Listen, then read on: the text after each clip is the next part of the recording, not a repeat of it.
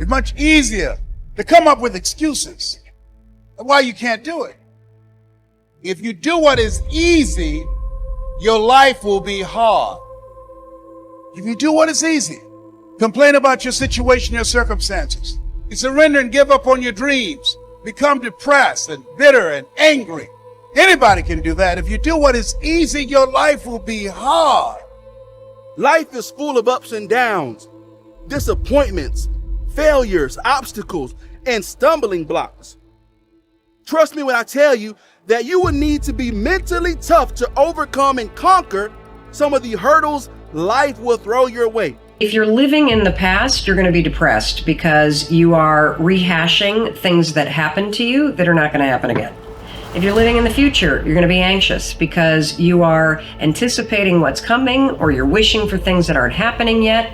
Being in the present is where the gold is. Being in the present moment is where you will have the greatest control, where you will feel the most at ease, and where happiness flourishes. Many of you have been selling yourself short all of your life. You have the opportunity to experience more environmental, physical, and mental abundance. Someone who is in a constant state of elevation. Their self-talk is, I know who I am, I know where I'm going, and I know where I came from. If success is the result that you are ultimately seeking, you must be obsessed with the process. You have no time to let fear, doubt, failure, quit, negative thoughts, or give up enter into your mental. Invest your energy into things that either enhance your vitality or the vitality of the world in which we're living, because those are places to build a better world. To invest your energy in the negative things and all that kind of stuff like that, you're building a bad world with that, and you're using your own energy, your life gets shortened. And so the reality is consciousness is real, it's a currency, and if you use it and spend it appropriately, you can have a much better life. If you're going to be successful in creating the life of your dreams, you have to believe that you are capable of making it happen. You have to believe that you have the right stuff and that you're able to pull it off. Now, whether you call it self-esteem, self-confidence, or self-assurance, it's a deep-seated belief that you have what it takes, the abilities, the inner resources, the talents, and the skills to create your desired results. To me, every day is a beginning, a new day, a new week, a new shot at life. An opportunity to come out of the gate like a man possessed and attack the day without mercy. And of course, I will get tired. I will get beat up. I'll get knocked down and drained, and I will have some bad days. But I will not stop.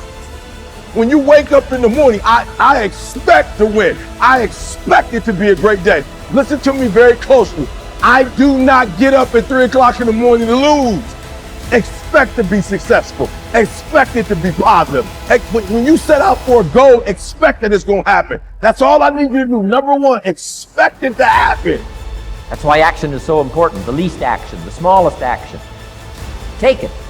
Because when you start accomplishing and the value starts to return from that one action, it'll inspire you to do the next one and the next one and the next one. Life knocks you down. Try and land on your back. Because if you can look up, you can get up. Man's greatest burden is unfulfilled potential. Man's greatest burden is unfulfilled potential. And I say, when I look at the audiences, and I know that maybe only 1% are going to achieve their potential. Not fully, I still haven't fulfilled my potential, but unfulfilled potential is man's greatest burden. If you know how to concentrate your efforts and be focused on one thing, you have an edge. If you can be focused on one thing and not look at everything else that everybody else is looking at, 50 different philosophies, 75 different ways to make money, 19 different streams of income. If you can figure out where to go here, all of that stuff's gonna come your way. But if you go chase all the other stuff like everyone else is, you're gonna miss the whole point of winning in life because you can't concentrate. You show me anyone today who knows how to concentrate, I'll show you someone that nobody wants to compete with. You're only limited by weakness of attention. All you need is to give it your full attention. the will to do it. See, the will gives us the ability to concentrate. I don't know what you want, but I do know this. If you can think it, and you can let yourself get emotionally involved with it, and you stay focused on it, you can have it. You have to shift from being externally focused to internally focused. Do not yield to distractions. Focus on you. Be selfish and take control of your life. Take control of your abilities. Take control of your potential. Don't waste any more time. Take courage to provide for yourself. To provide your potential, grasp it. No longer will you be afraid to make it, to change it. So if you want to do something, if you've thought about something you want to do, take it head on. Decide that you're going to start looking at it, start doing research on it, start tackling it, start becoming involved in whatever and wherever it might lead you to begin to explore the possibilities in that particular thing that you're seeking so that you can begin to learn all you can about it. Decide that you're going to face it, that whatever shortcomings you have, that you're going to strengthen yourself there. Whatever training that's required, that you're going to go get that training, that you're going to get started right now. Let today be the start of your journey to success in a life built on your power, not anybody else's. Let yourself be your future, and let this start to define the legacy that you'll be proud to leave behind.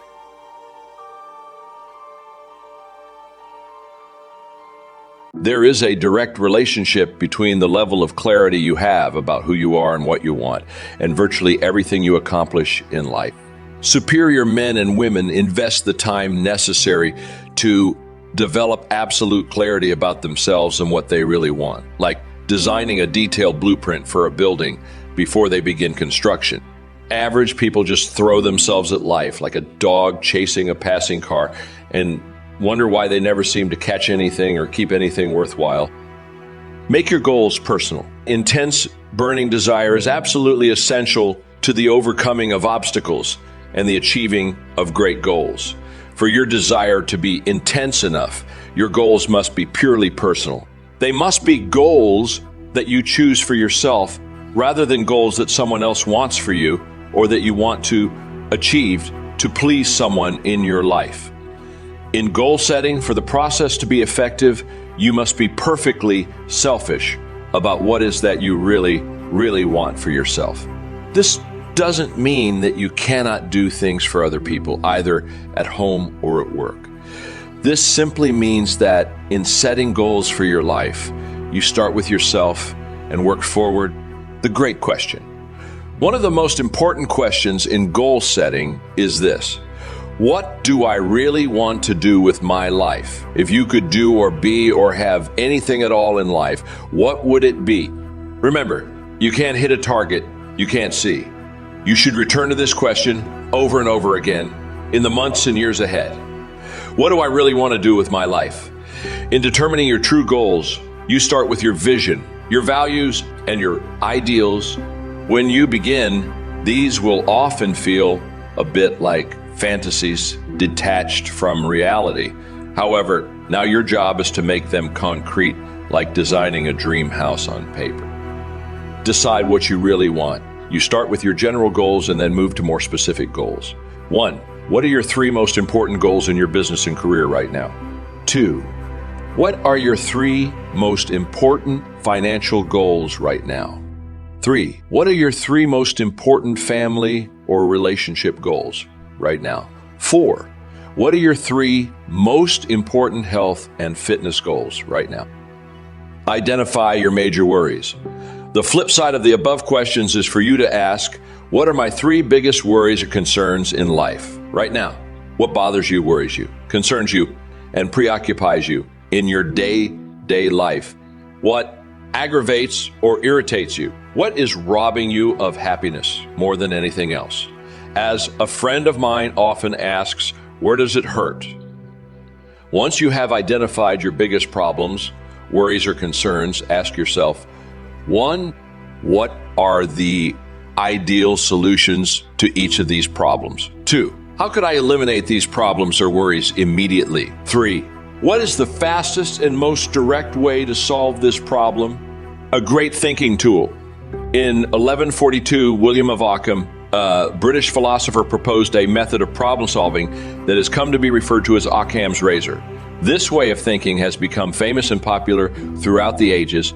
What Occam said was that the simplest and most direct solution, requiring the fewest number of steps, is usually the correct solution to any problem. Many people make the mistake of over-complicating goals and problems, but the more complicated the solution, the less likely it is ever to be implemented, and the longer the time it will take to get any results.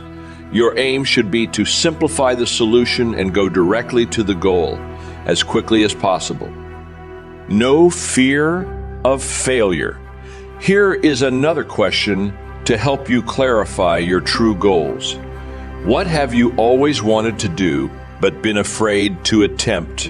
When you look around your world and you look at other people who are doing things that you admire, what have you always wanted to do as well, but you have been afraid of taking the chance?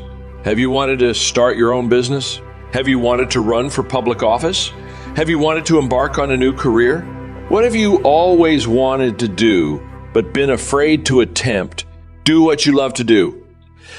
In setting goals for your life, short and long term, you should continually ask yourself, what do I most enjoy doing in each area of my life? For instance, if you could do just one thing all day long in your work, what would it be? What sort of work or activity gives you the greatest joy and satisfaction? The psychologist Abraham Maslow identified what he called peak experiences. Those moments or times when the individual feels the happiest, most elated, and exhilarated.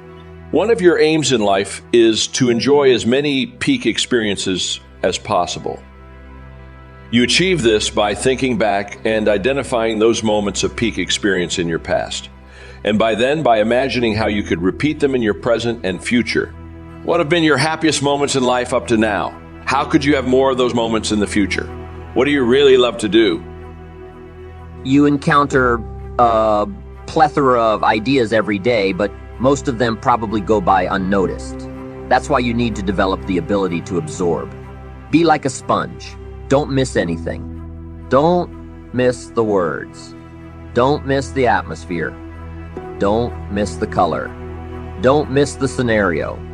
Don't miss what's going on. Most people are just trying to get through the day. Here's what I want you to be committed to doing. Learn to get from the day. Learn from it. Let the day teach you. Attend the University of Life. What a difference that will make in your future. Commit yourself to learning. Commit yourself to absorbing. I've got a personal friend who is gifted in this area. I think he soaks up and remembers virtually everything that has ever happened to him. He can tell you vivid stories from his teenage years, where he was, what he did, what he said, what she said, how they felt, the color of the sky, and what was going on that day. And the reason is that he absorbs everything that happens to him. I'm telling you, it's more exciting to have him go to Acapulco and tell you about it than it is to go yourself. He has an extraordinary gift. Wherever he is, he doesn't miss anything. Here's a good phrase for you to jot down. Wherever you are, be there. Be there to absorb it. Take a picture if you can. Take pictures in your mind. Let your soul and heart take pictures. Get it, capture it, absorb it, and don't be casual in getting it. Casualness leads to casualties. Next, learn to respond. Responding means letting life touch you. Don't let it kill you, but let it touch you. Let sad things make you sad. Let happy things make you happy. Let the feelings strike you. Our emotions need to be as acknowledged as our intellect. It's important to know how to feel. It's important to know how to respond. It's important to let life in, to let it touch you. I'm the greatest guy in the world to take to the movies. I really get into a good movie. I want it to make me laugh, make me cry, scare me to death, teach me something, take me high, take me low. I just don't want the movie to leave me as I was when I came in. That's what we all need, to have life touch us. And that's exactly what will happen to you when you develop the ability to absorb and respond to all life has to offer.